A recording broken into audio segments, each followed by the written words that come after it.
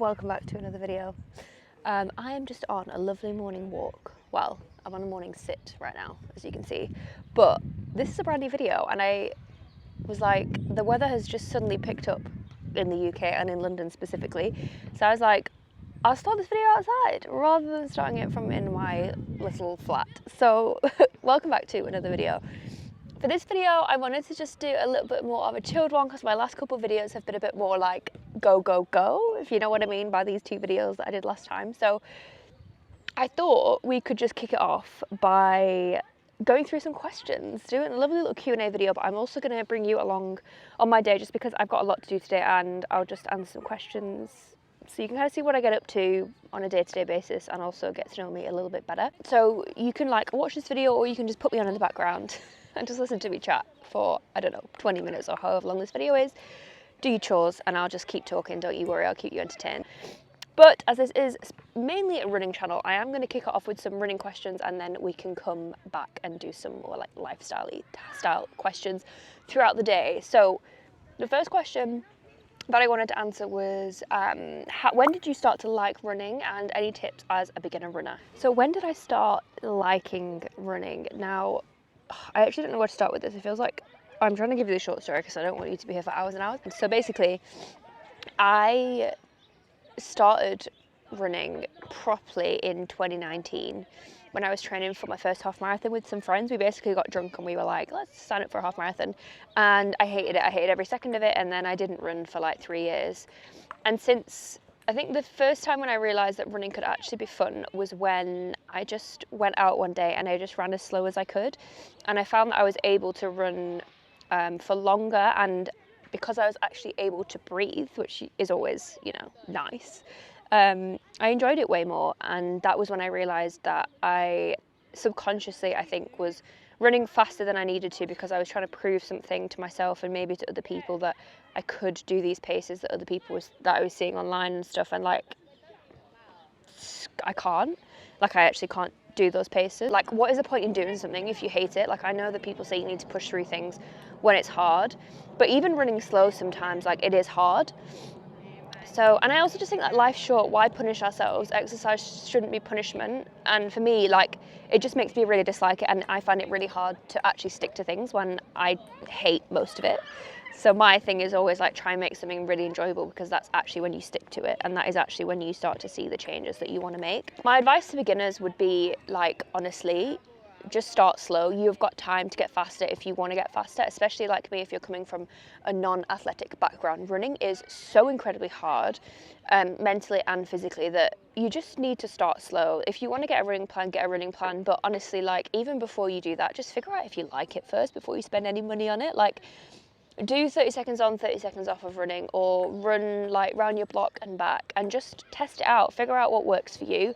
It will be trial and error. Like, it's very likely you're going to start running and absolutely fucking hate it, but the more you do it, the more you figure out, you know, how you want to run, and then that is how you enjoy it. It's all about pleasing yourself and not pleasing other people. So that is what I would say to all my beginner runners out there. So basically, I run walk or it's called jeffing as well. I run walk, I would say most of my runs, especially any like long distance runs, I just prefer it. I tend to do 4 minutes running, 1 minute walking intervals, but it like really depends, to be honest. And I think I am going to try doing even shorter ones, just because I've been really struggling with a high heart rate. It took me so long to realise that you could actually use run walk intervals, and you don't have to run without stopping if you don't want to, because I just think everybody is so different. And I just think that when you start running, there's so many things online and what people will tell you about how you should and shouldn't run, or how you shouldn't. It's with everything in life, right? People have always got something to say. But I honestly just think you've got to try loads of different things. Some things you're going to love, some things you're going to hate, and that is how you create this like really good relationship with something. I just honestly think like that is the key to figuring out how running works for you. And like I said before, like, I spent so long trying to do things like that I thought I should be doing, when actually that's just such bullshit. And we are also different. We're not all going to enjoy doing things in the same way. But I just wish there wasn't such pressure on people to run in a certain way, and such judgment to do things in a certain way, because it's It's just fucking stupid, isn't it? Uh, but yeah, I love run walk intervals. I think they're so good. They can prevent you getting injured. They can keep you running for longer. And it's not cheating to walk. And to be fair, everybody that I've told this to and they've tried it have loved it. So maybe give it a go on your next run. Let me know how you do. I had to get an ice lolly as a matter of urgency. One of the next questions was, did you ever feel about DNFing a race? Like, how would you feel about that? DNF, for all those that don't know, do not finish, means you stop the race. There's a couple of times when I thought I might have to stop. The first one was during the ultra marathon, because I did my first 50k ultra at the end of last year, and it was just the hardest thing I've ever done in my entire life. Quite frankly, wanted to drop dead and for the world to swallow me up, just so I could stop running. And then the second time was I thought I might have to DNF the Barcelona half that I just did, because I wasn't the most well. So I was playing it by ear, and if I needed to drop out, I would have, but I actually survived it and I finished it, which was great. I think if you have to drop out of a race, you have to drop out. It makes so much more sense to do that rather than putting yourself through hell or getting injured or whatever it is the reason that you're thinking about dropping out. It's obviously a shame because we pay for these races and like you've trained for it and stuff, but sometimes, I don't know, I think it's the smartest move and it's nothing to be ashamed of. I'm heading back home. Another question was about I can't remember the name of it, but there's like the major world marathons, like you can get one of those medals when you complete all of them. I think they've just added more now as well, which for the people trying to get that medal, to say that they've done world majors is probably a bit of a smack in the face. But am I planning on trying to do all the world majors? No, I haven't even one world major. I mean, I've only done one marathon, so, you know, that kind of makes sense. But no, I have no plans to do that. I think it's really cool that people do that. I'm just like, that's a lot of work. And a lot of travelling, and a lot of money. And also a lot of luck, because I don't even know how you get into half of them. And I think one of them, Boston, you have to qualify for, right? And pretty sure I'm not going to be qualifying for any marathons that involve speed. So, I'm not sure about that one. I'm going to continue this little Q&A because I've got to carry on my day. I'm going to start getting ready for the day. I'm going to put a bit more makeup on than I normally would, just because, right, it's very exciting. It's my 30th birthday on March 22nd, and I bought myself some new makeup bits just to try out for my birthday, because you know what, I don't really buy makeup often and all of my makeup is kind of old. So I thought I would mix it up, and I'm just going to try it on today because I feel like it's a great opportunity to do that. So, so there's a few questions about where I'm from. Where are you from? What made you move to London? And will you stay in the south? So, I am from the northwest of England. I'm from a lovely little place called the Ribble Valley. So yeah, that is where I'm from. I feel like you're very close to me right now.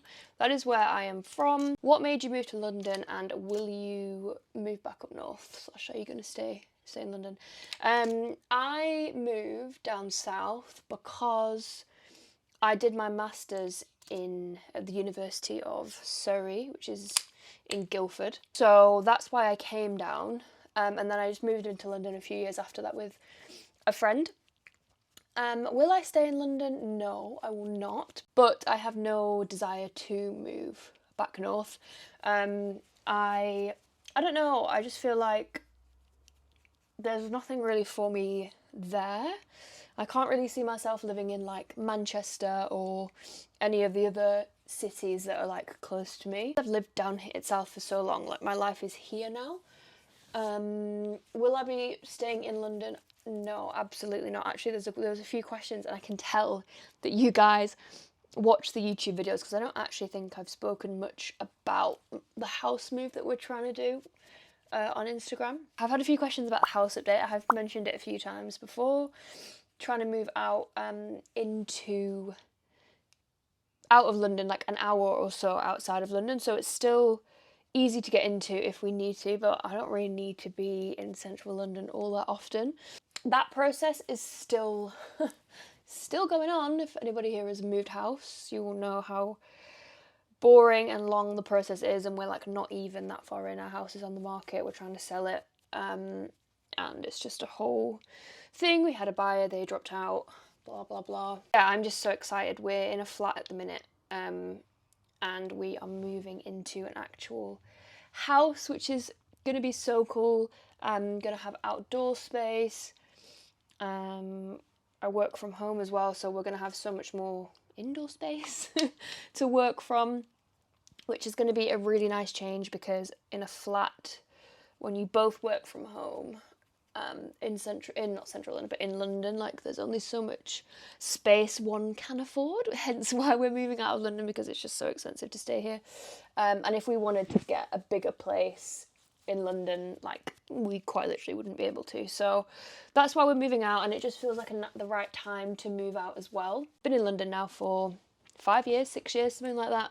So I think it's just time. This next question I had to answer because I do feel like it's a fair point. I know you preach about being a slow runner, but do you secretly desire to be a fast runner? Now, I might surprise you with my answer here. I think it's a bit of a funny question to answer because, first of all, would I like to be able to go out and do some runs faster for the sake of like not having to be out for as long? Absolutely, like yes. Especially because I really like long distance. Obviously, like my training runs take so much longer than other people who are faster, and time on your feet, as we know, is just really, really hard and mentally challenging, and you've got to think more about fuel, about water, what you're going to take with you, and all of that stuff. You'll probably know this if you've watched my YouTube videos for a while. I am a freelancer. I essentially have 2 jobs because I have this social media thing, and then I also work in marketing. I've worked in marketing for how old am I now? 29. I've worked in marketing since I was 21. So 8 years now. And I think it's like coming up to 2 or 3 years, I can't remember. I went freelance.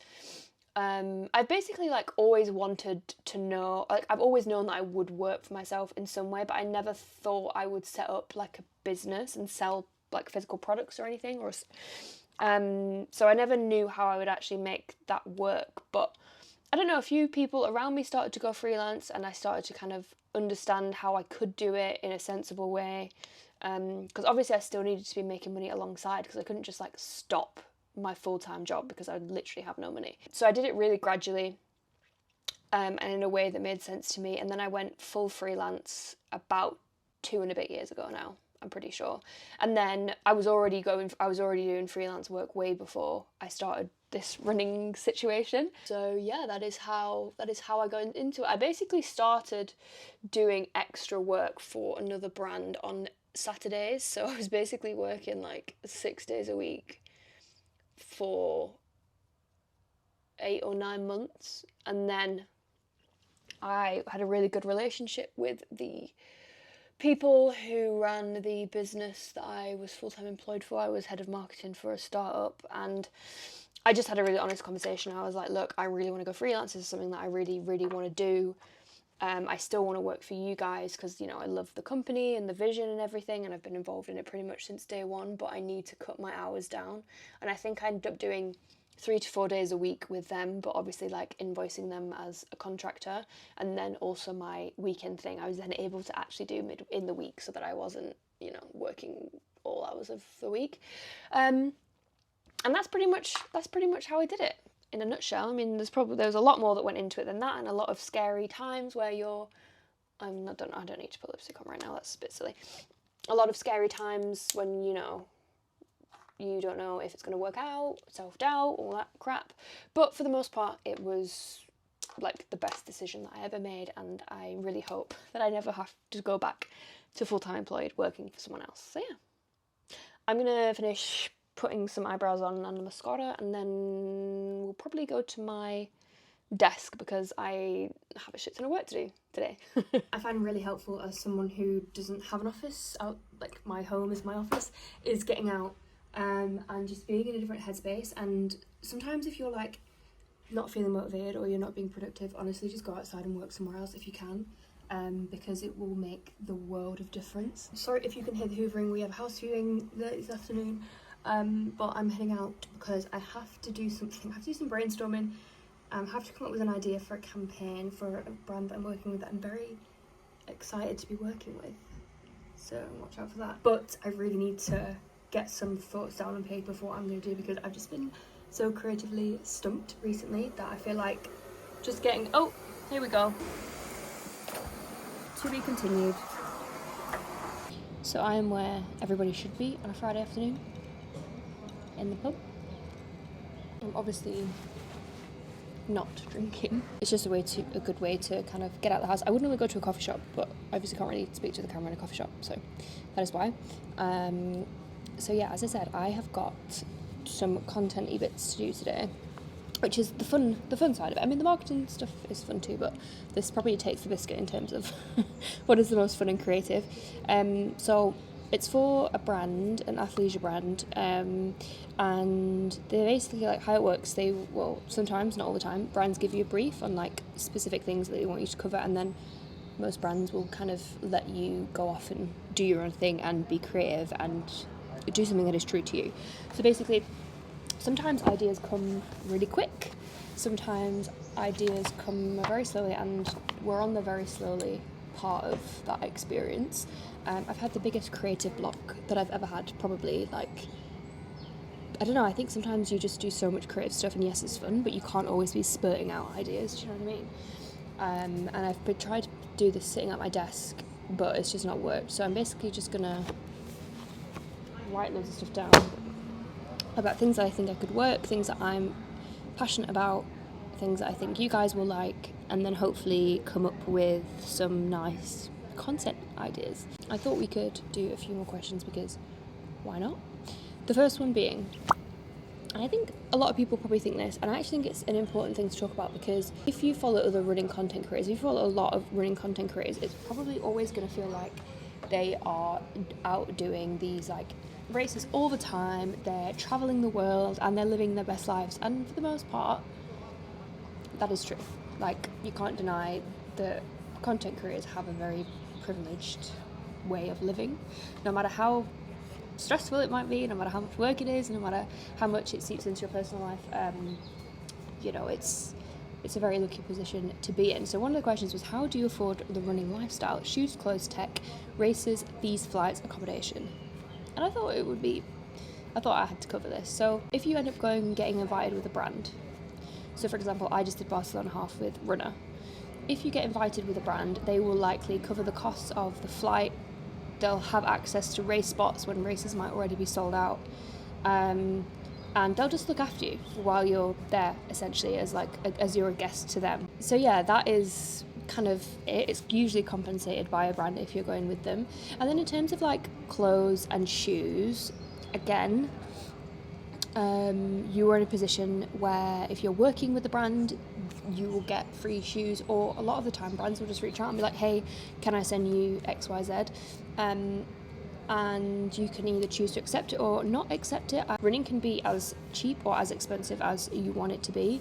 Obviously trainers is like really the only thing that you need, as long as you've got other like gym gear to run in. Running trainers are kind of maybe the biggest expense, what you actually should be spending your money on, and you can get some for better prices than others. Like, you can get good running shoes that are, around the £100 mark. You don't need to be spending £200-400 on trainers. But with that being said, I also think it's really important to remember that a lot of what you see online, people running multiple races abroad, people wearing different outfits on every run, people always having the newest tech that's just come out, that isn't normal. It's very much like an echo chamber of what you're seeing online, and that doesn't represent the majority of runners. The majority of runners probably have one or two pairs of trainers. They wear the same things on every run. They're not doing loads of different races throughout the year, because one, it's not sustainable for them. They don't have time for it because they've got other jobs, and it is expensive, and it all adds up. So I don't know, I feel like some people can feel a bit down, or they compare their lives to the people that they see online, but those people online are not a representative, I mean me included, not a representative of your everyday runners. So just try and remember that. So basically, I'm just gonna write things down and hope that that helps come up with some ideas, because I really need to get this like sent off today, and it's already 1:30, so we'll see.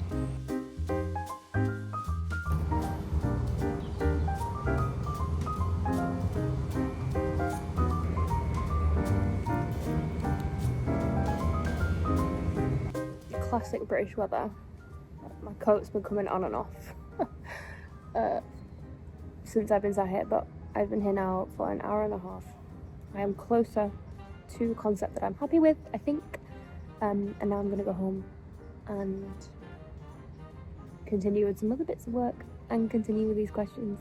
Oh my god, also, I like the idea of journaling. This is completely like a separate point to anything we've spoken about, but I love the idea of journaling. I keep trying and then I just never stick to it, so I just stop. But I picked up this the other day in Waterstones.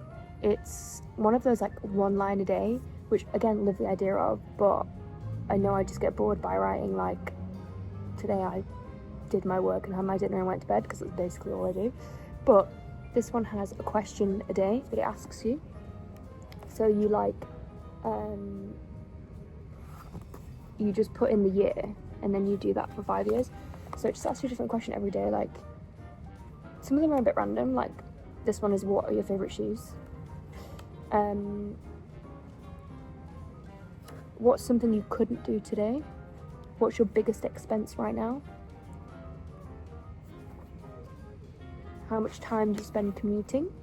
Some of them are a bit weird, but then there are also other ones that like it would be cool to reflect on, and see how, like, what you would do, what your opinions were that year, and yeah, just like fun stuff. So I don't know, I just thought I would share that if you're like wanting a way to document something, but you don't really like journaling or writing a diary or anything like that. I would recommend taking a look at this. This is by, I don't know, it's a Q&A a day, 5-year journal, and I got it from Waterstone, so there we go.